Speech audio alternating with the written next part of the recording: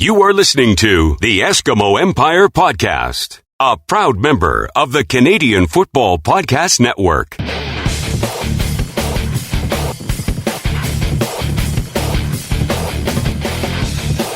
Welcome to the Empire. It's the Eskimo Empire Podcast. Here's Mike Riley, takes the drop, waits and throws, and he's going deep downfield. And Darius Bowman. Oh my goodness, what a catch by Darius Bowman. You won't see many better than that. Franklin to Zylstra, touchdown Eskimos. Pressure's coming. Oh, Levi Mitchell goes down. There's a big play for the defense. Somersaults for everybody. Welcome back to the Turf District for episode 105 of the Eskimo Empire Podcast. I am your host, Andrew. I just needed to have a little bit of, it's kind of the volume or the feeling in the room at this particular moment. Of course, we are one of many Canadian Football Podcast Network shows, and you can find all those at CF Pod Network on Twitter and the CFPN Facebook page. Thank you for downloading and spending some time with us. We have a lot on the show this week as we will go over the CFL games from last week, including the Esks game. It was technically a game. Sure. Okay, good. Some Esks news, a new history segment, lots of CFL news, our pick'em for this week, and we are also joined by Kevin McDonald from the CFL to talk about the brand new flag football tournament that is about to happen. So actually, let's get to that one right off the top. Let's bring in Kevin McDonald from the CFL. We are now joined by the Vice President for Football Operations and Player Safety with the CFL. It's Mr. Kevin McDonald. Thank you for joining us in the Turf District. Thanks a lot for having us on.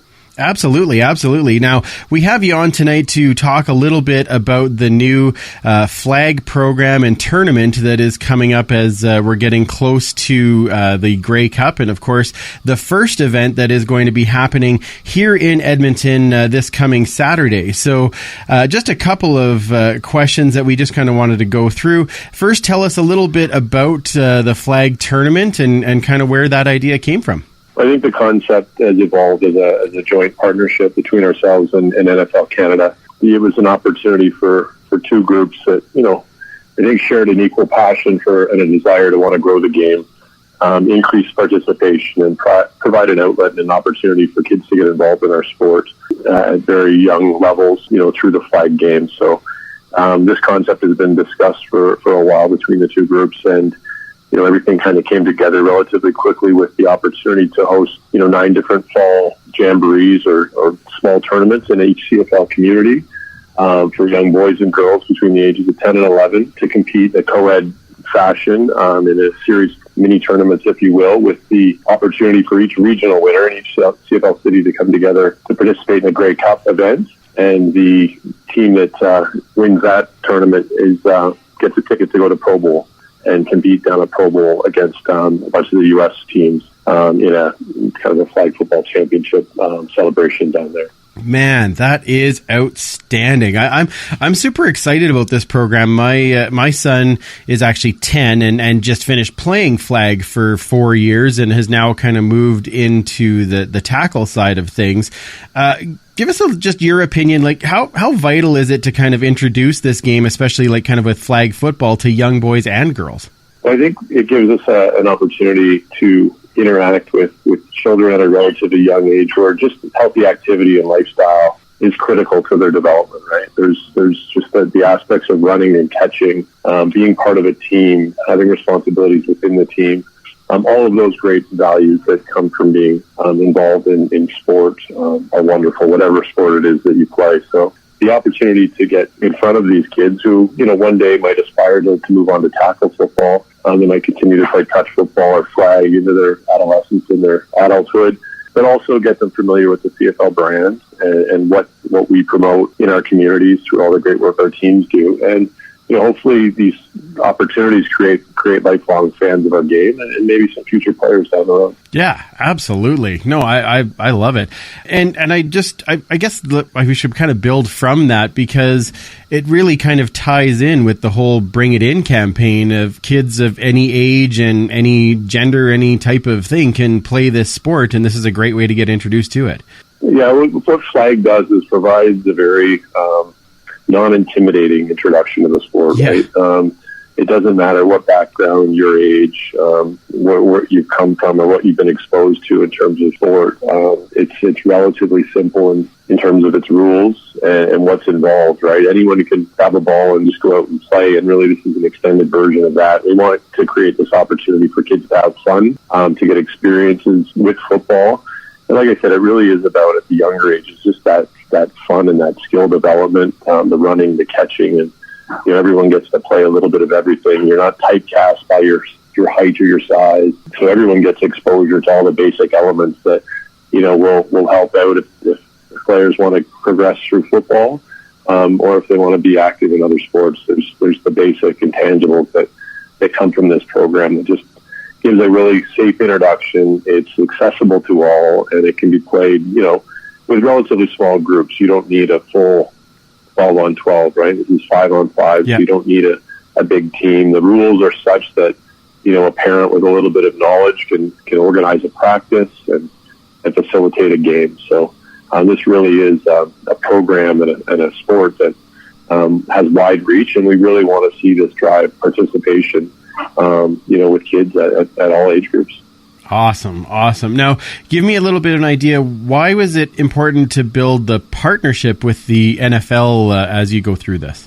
When you look at resources, the Flag program was something that was important to us, giving us an opportunity to get out in front of young kids. And then when we started having conversations, we realized very quickly that we were sitting across the table from a partner that had very similar interests in growing the game and getting their brand out as well to young children. So when you have an opportunity to amplify your resources and reach through such a strong brand like the NFL, it made it a natural. It was a win-win for both sides to work together. And I think collectively it just gives us a greater opportunity to be much more successful and have much far broader reach. Awesome. Now, what can we kind of expect to see on Saturday during the tournament? I think starting at between 9 and 3 at Commonwealth, the brick field at Commonwealth, we will have 10 teams participating. Like I said, girls and boys ages 10 to 11. Each team will be comprised of 10 players. They're each guaranteed 3 games each, and then a playoff game. So it'll be a round robin throughout the day. There'll be players on site. Calvin McCarty, Zylstra, and Lou will be there. From what I know, there might be others. So when the kids aren't playing, they're going to be able to interact with players. The mascots will be there, as well as the cheer team and some inflatables. So it'll be a fun day, a fun setup for anyone that wants to come out and watch. And for those participants that are there as well, we'll have an opportunity to interact with our players. And that's another thing this program does. Our teams do tremendous work in the community. The Eskimos are at the forefront of that. This gives us another opportunity to have interactions with our players who serve as role models to a lot of these kids. So we want to make sure that we capitalize on that opportunity as well. That is outstanding. And as you said, the winner of this gets to move on to play in the tournament at the Grey Cup, which, of course, is very exciting, even for us as fans, that there's going to be this type of thing going on at the Grey Cup, and then the possibility of going on to the Pro Bowl. So that is amazing. I'm really excited about it. And are you going to be down here as well then on Saturday? My plans are to come to Edmonton this weekend to see the inaugural event, so that is still in the works, but I'm hopeful to get out there. This fall series is really a catalyst to kind of create some awareness and spread the word about the program. Looking forward into next year, we're going to, we've already started our planning with how we can really infiltrate the grassroots system within the country that already has some great programming. And get involved and interact with the provincial bodies and the national body to really grow this program and capture, the opportunity that's in front of us all to really introduce and continue to work through Flag introduction at all age groups. So this really is a great initiative to create that awareness and some buzz heading into our busy time of year, the postseason, and through the Grey Cup. And then, like I said, next year they'll there'll be great awareness around this program, which will hopefully lead to kids looking for places to register in the spring, which we're excited about. Absolutely. Well, thank you for taking some time to come and talk to us about this, because I'm obviously very excited about this initiative with the CFL. Very much appreciate that. And hopefully we will see you on Saturday, and then we'll see who our team is going to be going through. And I guess I know who I'm cheering for when they get to the Grey Cup. I'll be cheering for that one. So. That's exciting. We're really excited to kind of get this off the ground and look forward to seeing all the kids out there having fun.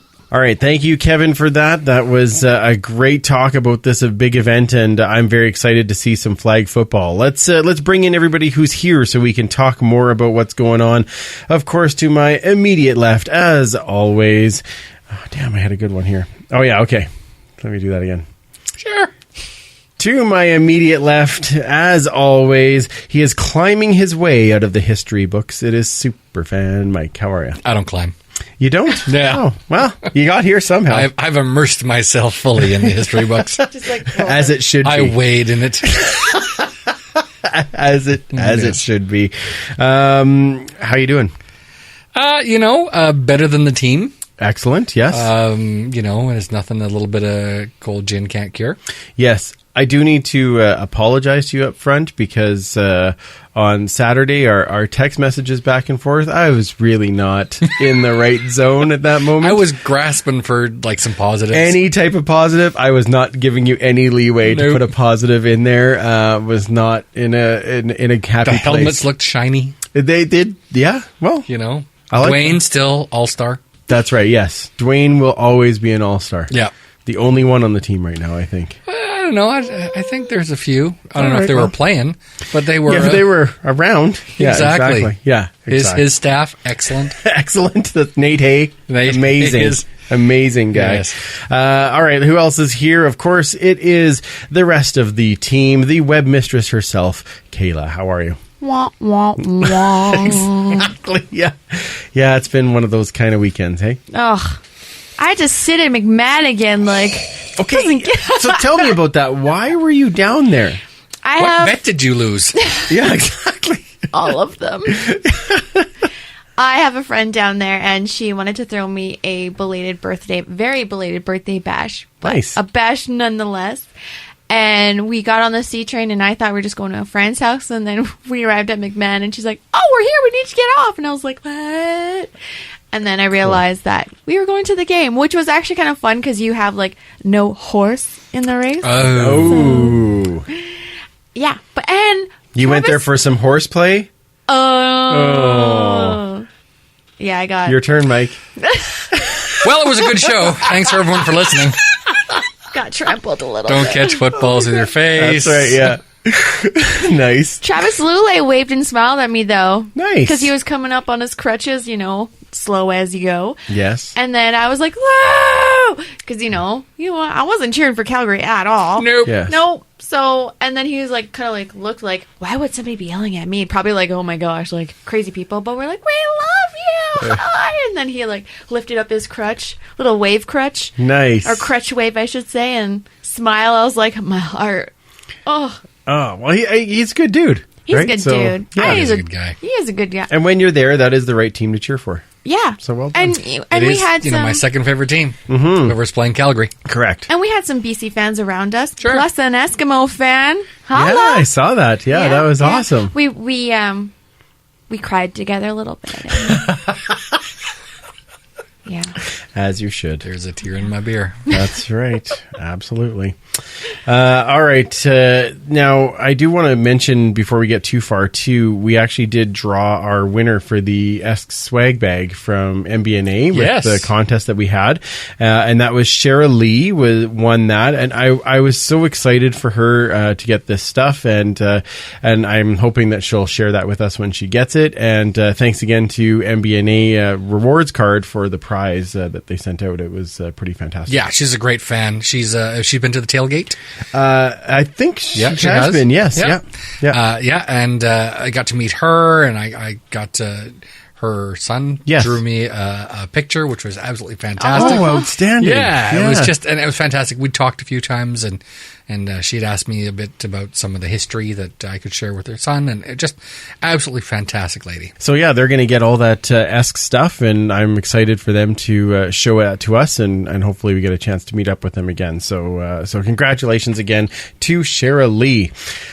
All right, let's. I guess we need to go into our Esks transactions and news first before we get into the game, because once again, that did affect a little bit of who was on the field, and of course, we want to get all that info all the time. Yes. So Brandon Zylstra last week was named the Player of the Week in the Labor Day rematch. Good for him. Had a whole bunch of yards and had a great game. Yeah. Okay. The other thing that the Eskimos did, they did their BP's Eskimo for a day for the kids. Yeah, which is great. I love that That's promotion. cool. And I love to see the smiles on the kids' faces, and they get to run around on the field, and Do they get pizza too? I believe so. Oh, nice. That's like the highlight, right? No kidding. I'm realizing I'm missing that in this room at this moment. Pizza. Wouldn't that be nice? Yeah. Yes. Perfect. Okay. And then they re-signed James Tuck, and then, of course, they were able to sign A.J. Jefferson as a DB, which could prove a little bit helpful at this point. Anytime you can get an CFL experienced DB when you are so desperately in need of them, that's a great thing. I know he hasn't had a great season so far, but he's certainly shown some promise over his career. So we'll Absolutely. And I got a good spot for him. Young. Okay. They did also release Kashama. So our depth chart saw the return of Trayvon Van, Johnny Adams, and Neil King. Perkins, Jamil Smith, and Milo were out. Now, Milo ended up on the one game injured, which was interesting to me because that obviously played a role in this game. Yeah, but it played the role in the game before when he did play. So Yeah, but not as much on him. Yeah. Anyway, okay, let's get to our game, because that's he's really got some scouting to do anyway. So he does. Yes, yeah. Could you find us some more DBs? That'd be great. All right, so the Eskimos once again lose this game. A final score of 34-26 against the Argonauts was not pretty on a number of levels, especially for the Eskimos. Kayla, let's start with you. What you just got to watch that game today. So, what's the first thoughts kind of come to your mind? That's a good. Yeah, exactly. That's it. No, it's good. Okay, Mike, Superfan? Yeah, exactly. Yeah. It's just the repetitive nature of this team, like the same stuff. Oh, it's so frustrating. Like, either the defense can't pick it up right away, the offense isn't getting anything done, special teams, the lack of discipline on the bench, on the field, some terrible calls by the refs. It's just repeat, and it's getting really frustrating. And I'm getting tired of it. However, I did laugh at Mondo, who was not going to let that sack get away from him on Ray. I loved that, Mondo. Good job. And Kwaku, of course. And Euclid Cummings. Hi. Turnover. Yes. Hi. That was good to have you back, honey. It was a great start.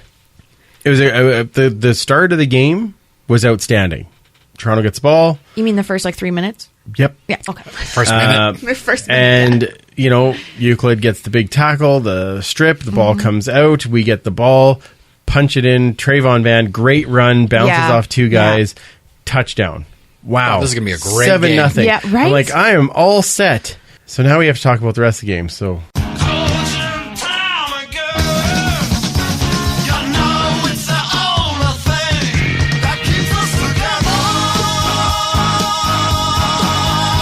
Pretty much. Superfan, what's your first thoughts? What would have happened if Kenny Ladder could have squeezed that ball? Right through the hands. That's why he's a DB and not a receiver. But still, that interception would have changed the whole timbre of the game. Oh, sure. They went on score on that drive. So all of a sudden we have the turnover. We have another turnover.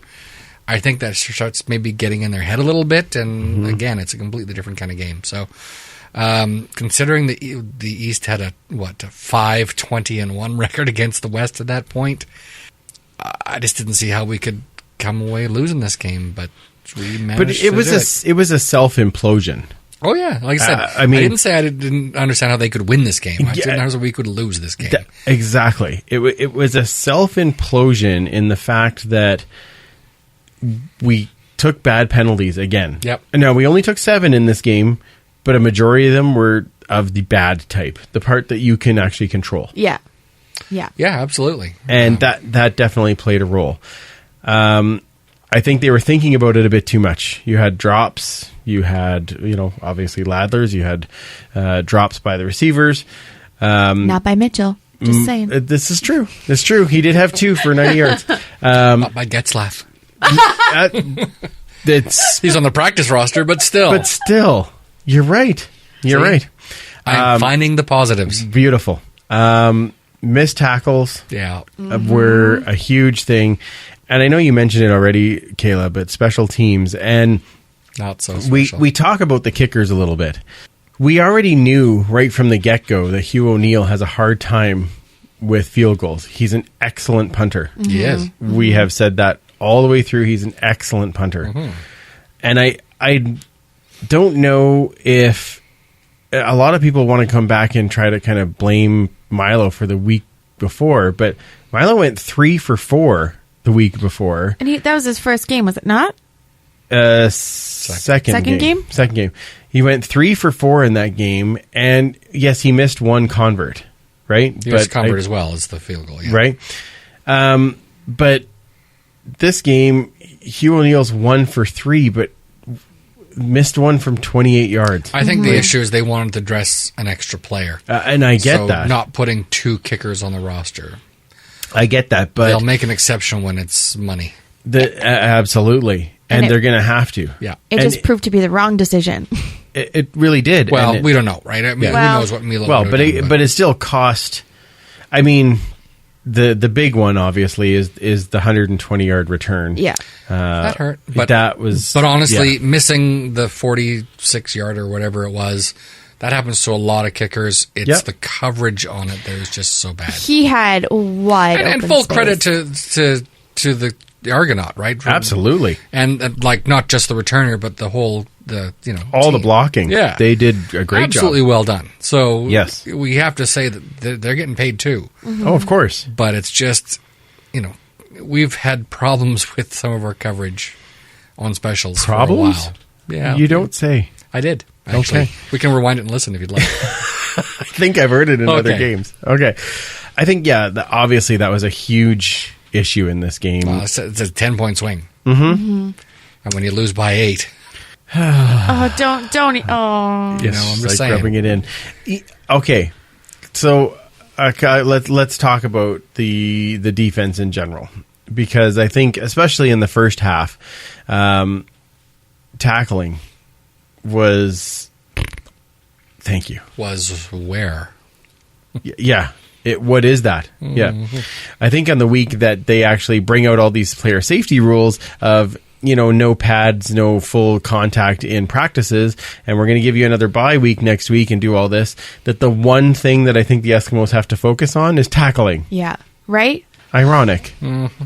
Let's the next topic that I want to talk about is Jason Moss. Obviously, as fans of the team, we have his back. Mm-hmm. I do truly believe that he is one of the smartest coaches as far as an offensive scheme. I think that he is very good with his players. I think he needs to find a way, just a little, but you got to dial it back. He's got to rein it in a bit. Yep. He's got to rein it in. You're the coach. Yep. You're not the quarterback anymore, especially the backup quarterback. And exactly. And you have to... You're the leader. My feeling at this particular moment is that the leadership by example is becoming a bit of an issue on this team. Would you agree? Yeah, I would say so. Because the lack of discipline on the bench is showing on the field. That's what I'm thinking. When you say lead by example, yes. And I understand where his passion and temper comes from, because I'm the exact same way. But I'm allowed to be, because... like you said before, I ain't getting penalized in the benches. That's right. So,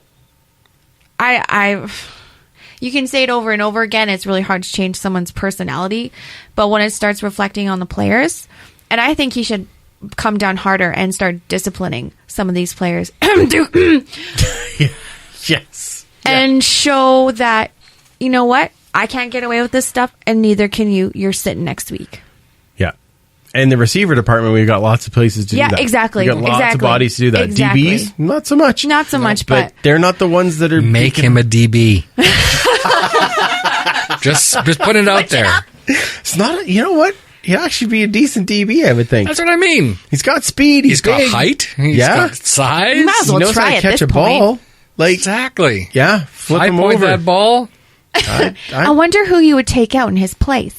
Or Who for would him. put in his place? Yeah, who would you... I wonder. Around the world in 80 days. Yes, exactly. Very good. That's well done, Superfan. Give extra points for that. Excellent. I still can't If collect you them, could but only collect them, exactly. That'd be great. collect the whole set.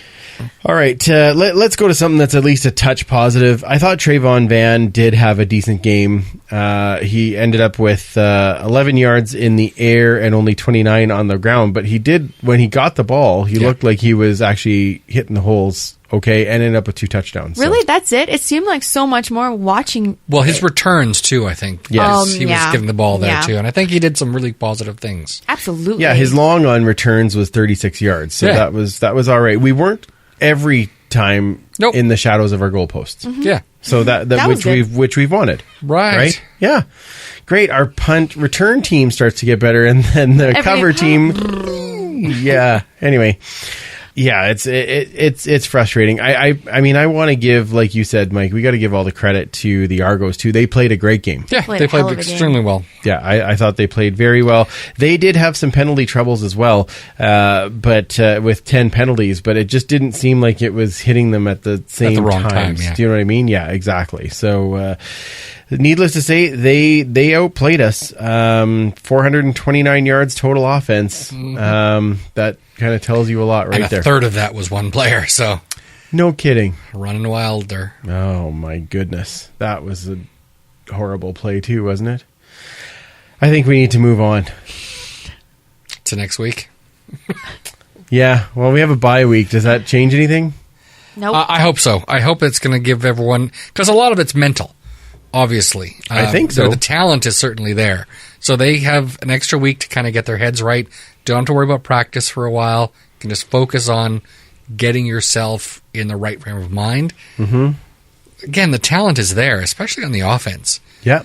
There's no reason we shouldn't be putting up big numbers on offense every game. Yeah, I 100% agree. So, 100% agree. But you like know. I was kind of mentioning earlier too, right now it feels like an individual's game and not a team game. Sure. Yeah. And it's getting really frustrating. Mind you, some of the things are beneficial from the team, like I was saying with Kwaku's sack, Mondo's sack. Absolutely. You know, those generate plays and those get us kind of pumped up and stuff. But these lack of discipline penalties that are being called, you're playing for yourself. You're not playing for the team. So think Start about playing that. for the crest on the front and not the name on the back. It ain't about you. This is the CFL. We're a team. We're a home. There's a reason why the Eskimos come out together, not one by one. Okay? Learn that. I like that point. I'm That with is- you. That is a very good point. Very good 100%. point. I guess 100%. before we move away from this, you'll have to cut out the part where I say we need to wrap it up. But I'll be cutting out most of Sorry what I about say, that. no, that I liked yours. That was good. That was gold. You have to have that in there. I guess the other thing that we should talk about just before we move on, and you mentioned it before, officiating. There was a couple of egregious ones in there. The big one actually, and I know everyone thinks that the big one is the headshot on Mike Riley, which I wholeheartedly agree. That's 2 weeks in a row that he's, we've preached player safety and then wham, he's getting nailed in the head. Yep. And that's not good for a star in the league. It's not good for any player. It's not in good for the league in general. Absolutely. But the one to me is actually the offensive pass interference on Duke Williams, which, if you listen to the broadcast, was hilarious now, not at the time, but now it's hilarious because That was Rod Black and Dwayne Ford, I believe, calling that game. It could have been. I tend to watch the away games by muting the sound and putting on Jed. Okay, that's a good idea. Listen to David That's a Morley. good idea. Yes. Nice. And they were both watching the replay, and they're like, "Oh yeah, no, that's not. There's no pass interference there. That. There's no way that's whatever." And they went on and on and on and on, and then the call came back. Oh, it's offensive pass interference, and they had to be like, suck all the words back in. Like I don't get it.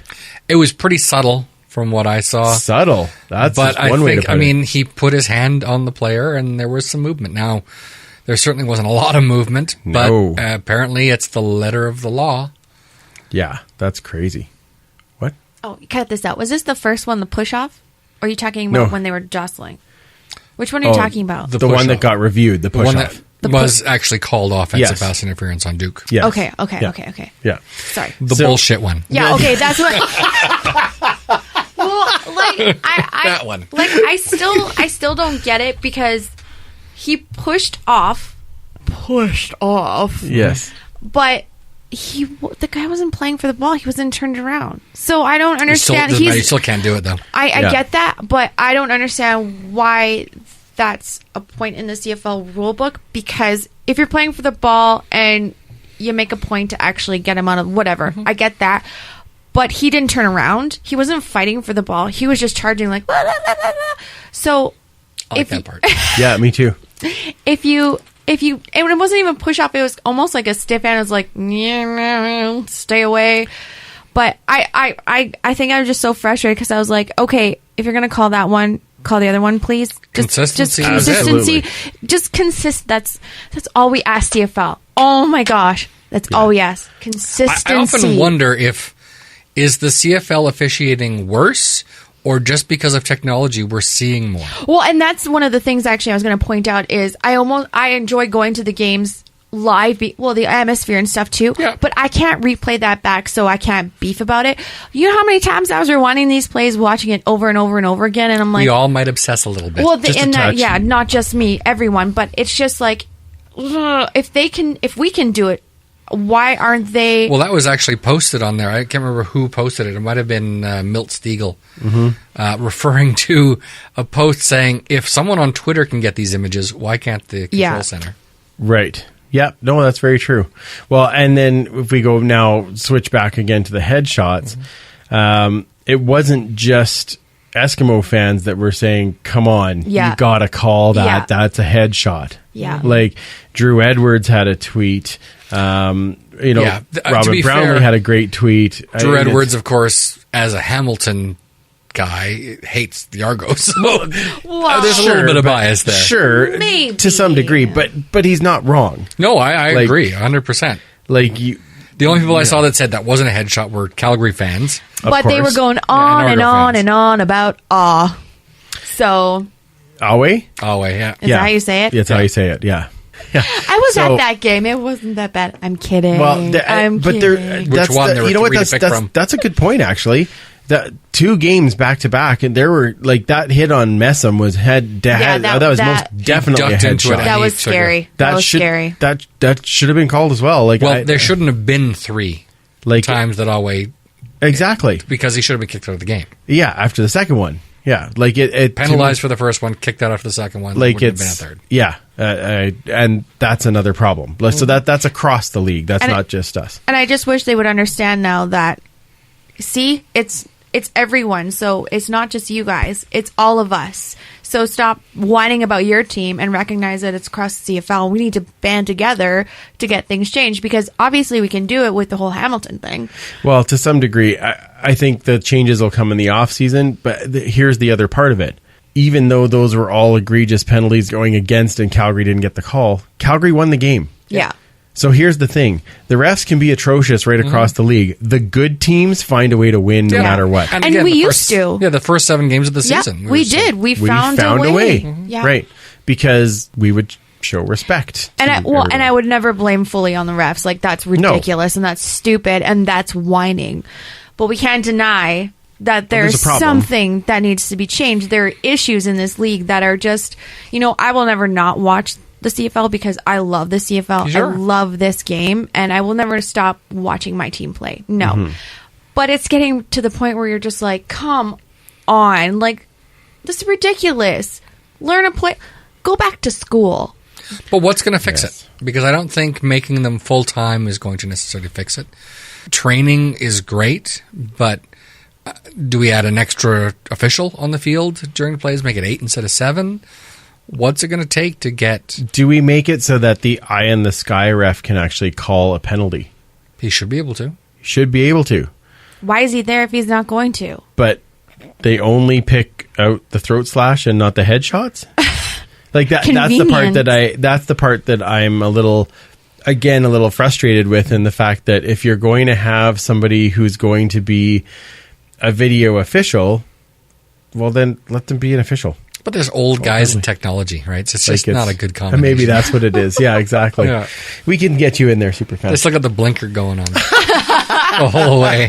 Nice. No, don't get me in there. I said old guys. Oh, yeah. So? No, okay. No old guys. Not like young that. people. Okay. Yeah, well, got and it. the thing, too, is like it's hard to get new people wanting to be refs because of now this path and this precedent that they've set. Getting crapped on? Yeah. So it's kind of a lose-lose right now. To some degree. I would agree. Yeah, absolutely. All right, let's move on, shall we? And there's only one way to move on from this. Let's relive when we were good. Let's go back to the Eskimo history segment. Let's hear you cheer and holler for a mighty famous team. Let's hear you roar, you know what, for a team that's on the beat. Our voices rise up to the skies, the fans are glad to scream. We love those Eskimos. Welcome to another edition of This Week in Eskimos History. Today we'll be looking at Eskimos milestones in the week of September 19th to 25th. Looking at some Eskimo-related birthdays this week. September 20th, Wall of Honor inductee, offensive lineman Bill Stevenson, with the team from 1975 to 1988, would have been 66 years old. And on September 22nd, we have a pair of birthdays in the Empire. Running back Eric Blunt, an Eskimo from 1995 to 97, turns 47, and 2002 to 03 defensive end Alfred Swack Payton will be 50. Current Eskimos celebrating a birthday this week. On September 25th, wish Blair Smith a happy birthday.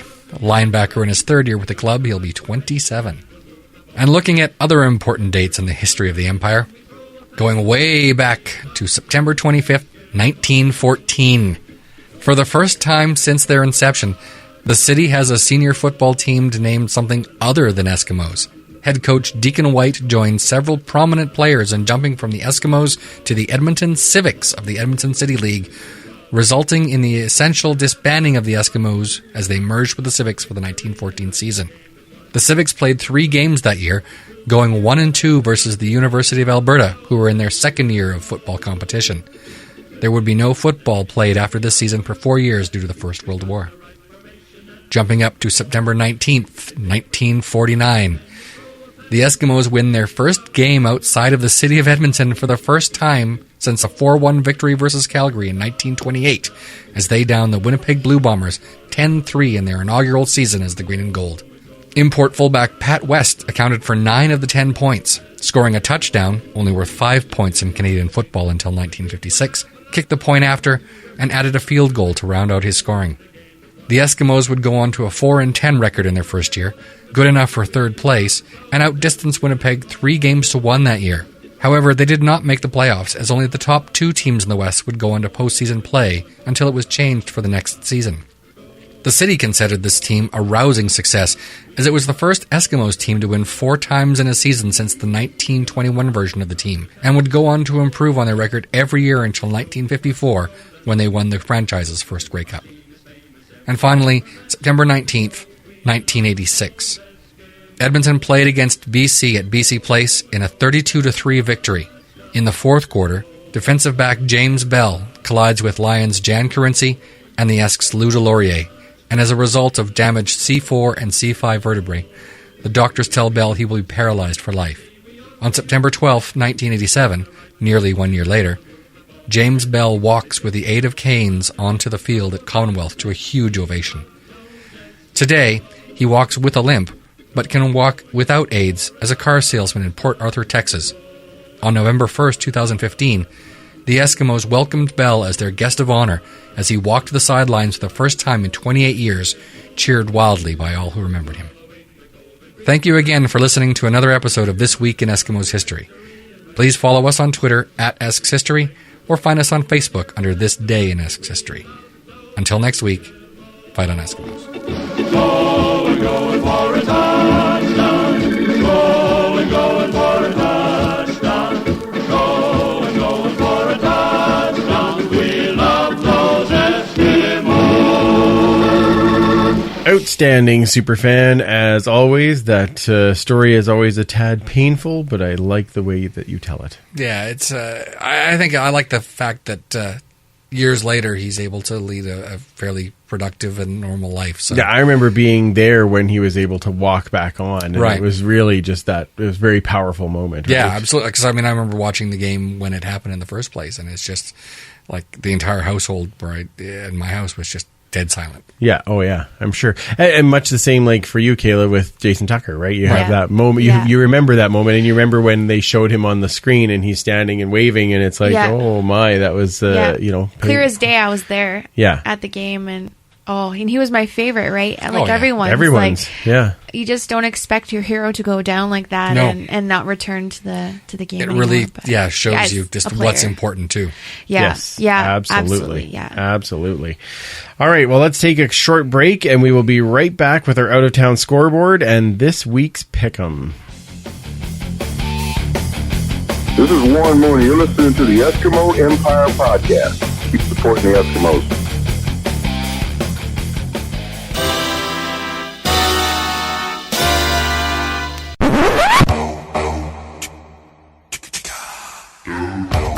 Hey guys, do you know there's even more ways to interact with the Empire online? What? That's right. You can find us on Twitter @EskEmpirePod, on Facebook under the Eskimo Empire Podcast group, on Instagram @EskEmpirePod, and you can also follow us on YouTube under our channel, the Eskimo Empire Podcast. Now, I know you guys like that Eskimo history segment, right? Yeah! You can follow more of that information at Esks History on Twitter, and you can find it on This Day in Esks History on Facebook. Don't forget to share, okay? Okay! Thanks so much for listening. Let's get back to the show.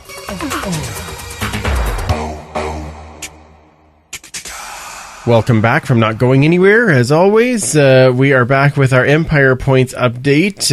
Lord Touchdown still holds down the lead, and the rest are pretty much the same in the top 10. We need a little bit of movement in there, gain those Empire Points. Absolutely. Of course, our prize, a little bit interesting now because we did trade Shamad Chambers to Hamilton, but we still do have the game-worn signed Shamad Chambers jersey, but we also do have a signed Adarius Bowman jersey, so maybe the winner will get to pick which one they like. Nice. Yeah, we'll try and make it a little bit easier that way. All right. The Joe Adarius for Autism watch is now up to $72.70, so not exactly the 200 yards and 3 touchdowns as you had predicted. No. It was very close. Now, I didn't predict this. I would like it to happen. Okay. Fair enough. Fair enough. All right. That's good. I would like very much for it to have happened over the game, not his season. Yes. Yeah. Next game. Yeah. Yeah, let's go with that. Let's go with that. All right. I don't think Adarius is 100% by far. I don't think so either. He doesn't have that same burst, and I think he's still working through something. So, to be fair, though, I mean, even Adarius at 50% is better than a lot of receivers out there. So, Yeah. I get why they're going with it, but man, it'd be great to see him and Walker at 100%. 100%. Absolutely. 100% agree. All right, let's get to our out-of-town scoreboard, which, of course, is, as always, brought to you by SeatGiant.ca. So, need tickets for a concert, an event, or any CFL game? Head to SeatGiant.ca, where you'll find tickets for anything, and it's all in Canadian dollars. Now, Superfan, would we make our loyal listeners pay full price for those tickets? We certainly would not. Absolutely. So, find your tickets, use the code FIRETRUCKER. Checkout, you'll get a discount, and you will help out the show just by getting the tickets that you already wanted. Easy squeezy. I thought I'd bring that back. Yeah, I think you should. We're bringing it back. Just for fun. Exactly. All right, let's go over last week's game. Superfan, you are up. All right, so that first game of the week, we had Saskatchewan-Hamilton. And some of us did predict this. Saskatchewan winning this one 27-19. Yeah, Brandon Bridge looked all right, eh? Yeah, I mean, Bridge, the fact that, they brought up a lot. He's the first starting Canadian quarterback to win a game since 1985. That's pretty cool. That is outstanding and so overdue. It would have been great if we could have had it before then, but certainly a full marks for his victory. Absolutely. But even in the slow-mo shots when he was releasing the balls, they were just flying. Like, they looked almost full speed. I'm just like, this kid is one to watch. Like, damn, that's a nice ball. And that's coming from a not-so-Riders fan. Oh, my. A not-so-Riders fan. Not-so-Riders. I do like that. Yes. That's good. That's a good description. Now, Riders had 17 points off turnovers. That helped quite a bit. A couple of things that just around the game. This, of course, was the Canadian Football Hall of Fame game. What a class going in this year. Oh, absolutely. And congrats to all those guys. Yeah. G. Roy Simon, Mike O'Shea, Anthony Calvillo, Kelvin Anderson. Yeah. And then there's other guys. That's fine. The cool thing to me, a super fan, is that these are now guys that we watched growing up, and now they're going into the Hall of Fame. Yeah, I've watched a lot of these guys for the last decade. These are guys that I remember most of their careers, and they're going into the Hall of Fame, right? Like, it's kind of cool. Yeah, absolutely. I mean, I always was kind of regretted that we drafted Mike O'Shea, and we never had a chance to. We ended up trading his rights right before the season. Yeah, and just one of those things. Have been amazing if he could have played his time in green and gold, but he had a fantastic career, obviously. And, a worthy member of the Hall, along with all the rest of the guys. Yes, absolutely. Absolutely. All right, Superfan, next game? The next game, we had those people south of us. Calgary playing BC, and they took this one handily, 27-13. Yeah, we've already talked about the headshots in the game, but Calgary does what Calgary does in McMahon Stadium. Yeah, absolutely. Yeah. They've won 15 or 16 straight now since we beat them. In 2015. That was nice of us. We can do that again this year. Yes, please. That'd be nice. BC failed me, man. Yeah. Failed me. That's what I knew you were going to say that. But I had to be there and witness it. I'm so sorry. All right, in the last game, which is going to be very, very fun to talk about. Yes, we have Ottawa, Montreal. Stupid Montreal. Yeah. Had them, I thought, for sure, with Trevor Harris out and then Drew Tate getting knocked out of the game. I thought, a third stringer? This finishes in the bag. Unfortunately, it didn't quite go that way. Ottawa taking it 29-11.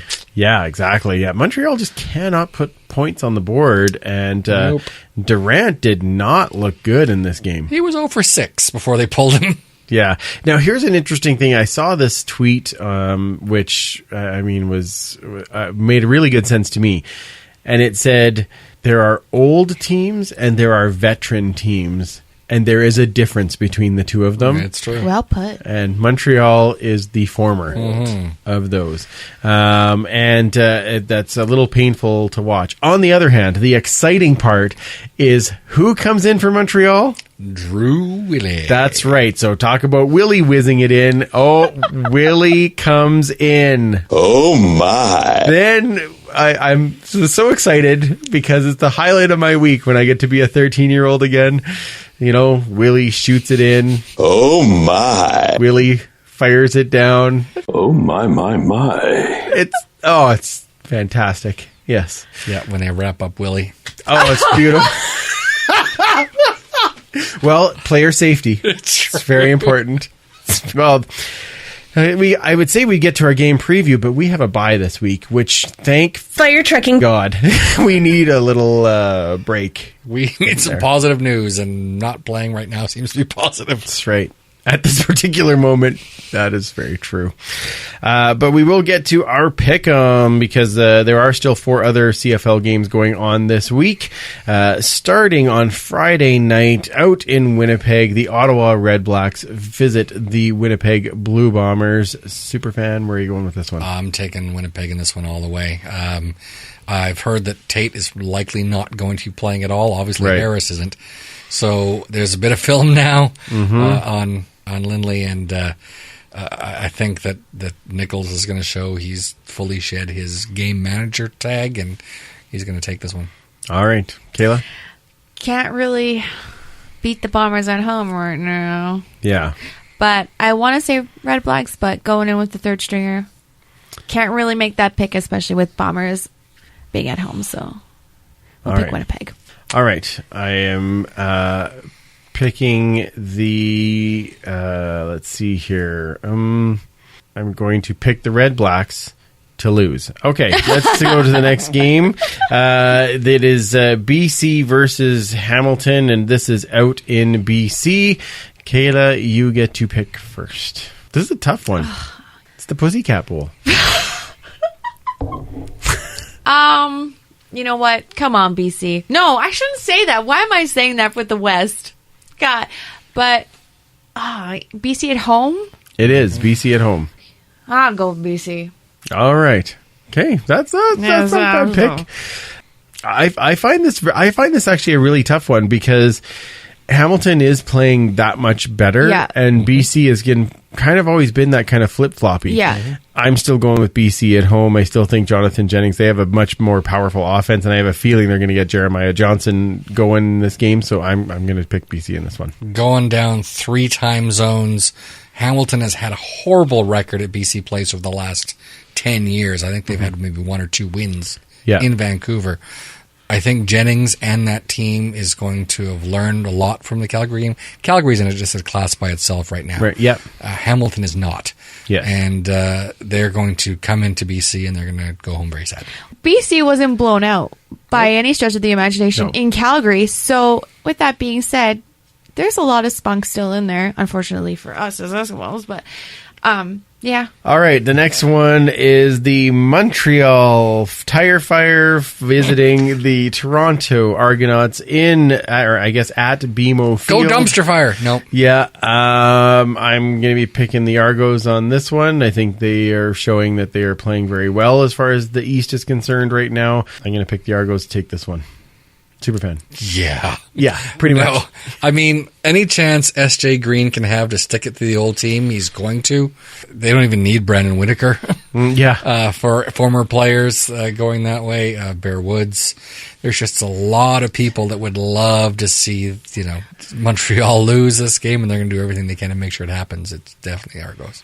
Yeah. If you're picking a defense in fantasy, this Toronto might be a good pick this week. Yeah. That's what I was just going to say. Oh, sorry. Yeah. Okay. No, don't say sorry. I did. On the same wavelength here. Okay, good. We're good. a team for a reason. That's right.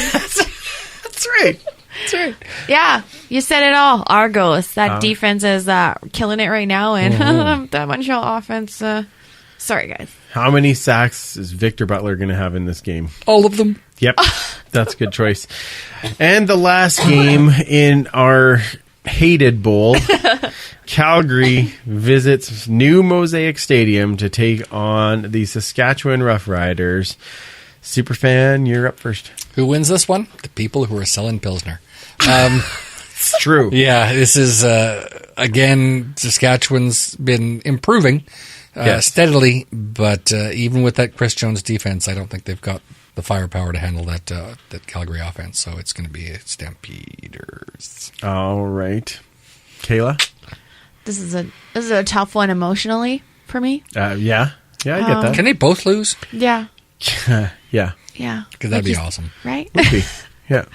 You know what? I am actually going to say the Riders. Ooh. I think the 13th man is going to win, is going to give Calgary a little bit of a run for their win. All right. But I'm still going to pick the Riders because Calgary. Yeah, I you know what? I think if I had a little, Brandon Bridge did have a good game last week, and so there's a little part of me that thinks, Have we heard Glenn isn't for sure playing? Haven't heard Bruised that yet. hand, so Glenn Hush. could be back, and it's in New Mosaic. So I do kind of want to lean towards the Riders, but you know what helps the Edmonton Eskimos more? Calgary winning. So go Stampeders. Yeah. Both teams losing. Correct. A tie. tie. I would like a tie. Sister kisser. That'd be great. Yeah, and appropriate. But I would think, I'll pick the Stampeders in this game as well. Our leaders in our pick'em this week are Hugo Agogo, T. Lee into second, C. Vincent still in third, TXA 2002 in fourth, and Thomas Pine, who was on a winning streak, has come up into fifth place. Good for them. Superfan, we're not far off. I've almost caught you now. Have you? Almost. All right, join our fantasy as well. Of course, our fantasy league has been a ton of fun so far. And this week, I did not have a great week, but it was still a blast as you watch some of these players go. In that league right now, N. Hodge still in first, Empire Andrew in second, and Archley is in third. And that race is getting closer and closer every week. So I'm in the top 10,000, so I'm pretty happy about that. That is fantastic. Good for you. Yeah, just in our group.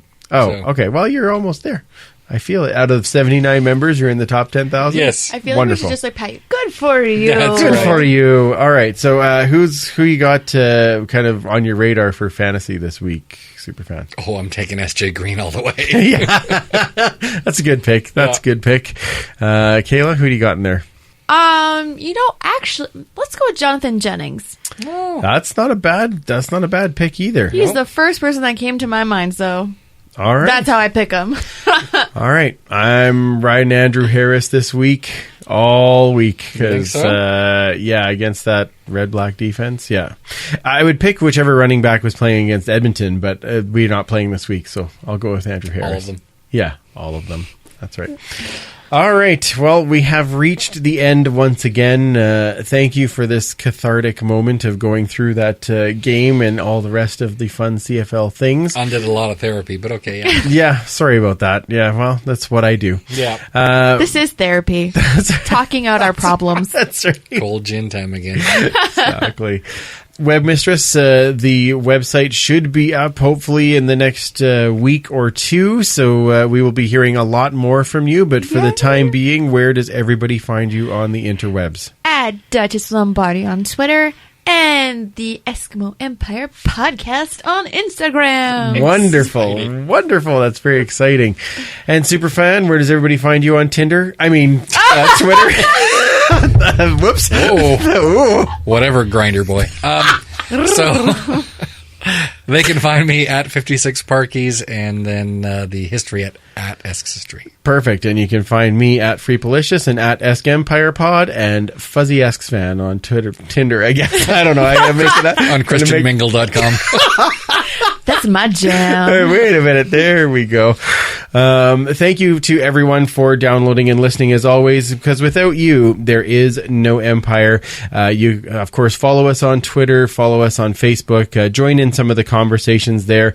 I know we've been a touch quiet as of late because of the hashtag nothing nice to say, but we will get on board as we go forward for sure. Make sure, of course, that you do jump over to Seat Giant if you need any seats for anything, and make sure you find us on all of our social channels: Facebook, Instagram, YouTube, and of course our Patreon page. Extra shouts out this week to Hall of Famers Jedi Hippie, Bill, Brazilian Tie Joe, and our brand new Hall of Famer Turf Toe 27. The show is back next week, but a slight little programming note: we are going to be recording on Sunday evening instead of Monday due to some work commitments, and we are going to be joined by the CFLPA Executive Director And former Eskimo. Brian Ramsey. Yes, so I'm very excited to have him on the show. Hoping to get Marshall Ferguson on soon to talk a little bit about what's going on. And with no game recap next week, we might have a little bit of space to slide that in. I like it. Wonderful. So, are we all glad that there is no game this week so that we don't have to talk about another loss yet? Absolutely. Thank you for joining us, as always. For Web Mistress Kayla, for Superfan Mike, I'm Andrew. Remember, you can't catch footballs with your face, and we will absolutely talk to you next week. Thanks for listening. Find more great shows like this at CF Pod Network on Twitter.